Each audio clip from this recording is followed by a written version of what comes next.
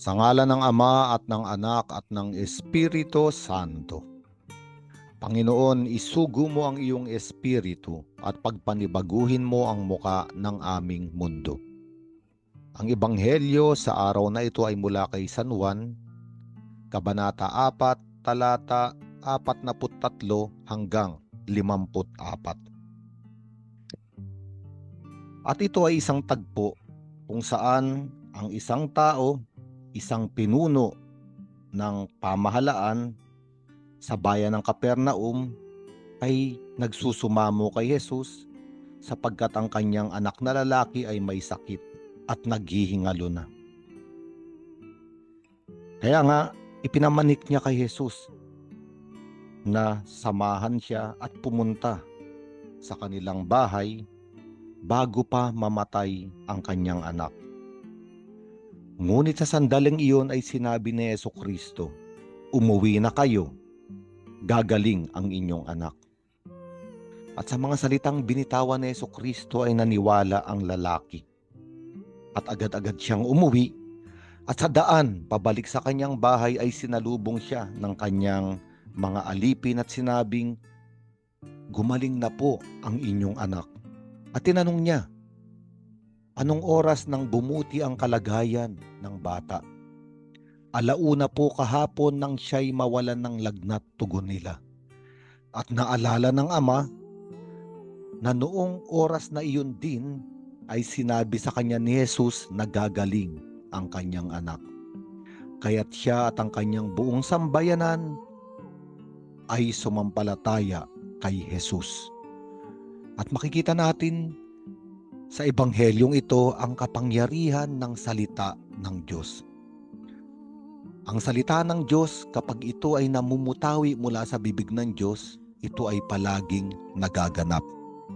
Ang salita ng Diyos ay hindi mga titik na pinagsama-sama o mga letrang patay at walang buhay. Sa kasulatan, ang salita ng Diyos ay palaging nagaganap at nangyayari. Kung ating babalikan ang paglikha sa aklat ng Henesis, nagsalita ang Diyos at lahat ng sinabi niya ay nangyari. Magkaroon ng liwanag, nagkaroon ng liwanag. Mahati ang lupa at tubig, nahati ang lupa at tubig. At itong salita ng Diyos na ito ay nasa katauhan ng ating Panginoong Hesukristo. Siya ang salitang naging laman. Ang ibig sabihin, salita ng Diyos na naging pangyayari sa kasaysayan ng kaligtasan. Ang pagdating ng ating Panginoong Hesukristo ay salita ng Diyos upang maganap ang ipinangakong pag-ibig at pagliligtas na nais ng Diyos para sa sangkatauhan. Kaya nga sa ebanghelyong ito, makikita rin natin na sa oras na iyon na binanggit ni Jesucristo ang mga salitang gagaling ang iyong anak, ay nangyari agad. Gumaling agad ang bata. Isang batang mawawalan na ng buhay, ngunit nagkaroon ng buhay. Isang batang winasak ng karamdaman, ngunit binuo muli ng salita ng Panginoon.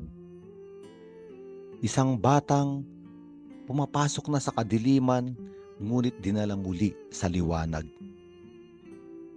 Para bang ang salita ng ating Panginoong Hesukristo sa tuwing ipapahayag at magaganap ay mayroong bagong paglikha. Nalikha muli ang batang ito, bumangon at humarap sa buhay, sapagkat naniwala ang Ama. At sa araw na ito, ay tumatanggap din tayo ng salita sa Diyos sa bawat araw ng ating buhay. Sa tuwinang tayo ay magbabasa ng Biblia, tayo ay magninilay. Sa tuwinang tayo ay nakikinig sa mga pagbasa sa banal na misa sa bawat araw, o anumang pagninilay ng salita ng Diyos na maaari nating tanggapin, ating tatandaan na ang mga salitang para sa atin sa bawat araw ay nagaganap. At ang salita ng Diyos, ang tanging layunin nito ay likhain muli ang tao. Kaya nga sa araw na ito, kung tayo ay nakahiga sa banig ng karamdaman, maaaring hindi pisikal, ngunit ngayong araw na ito tayo ay nawawalan ng lakas, nawawalan ng buhay, katulad ng anak ng pinuno na ito. Ang salita ng Diyos ang magbibigay at magbabalik muli ng buhay sa atin upang tayo ay magkaroon ng lakas na humarap muli sa buhay. Tayo ay muling ibinabangon, binibigyan ng lakas.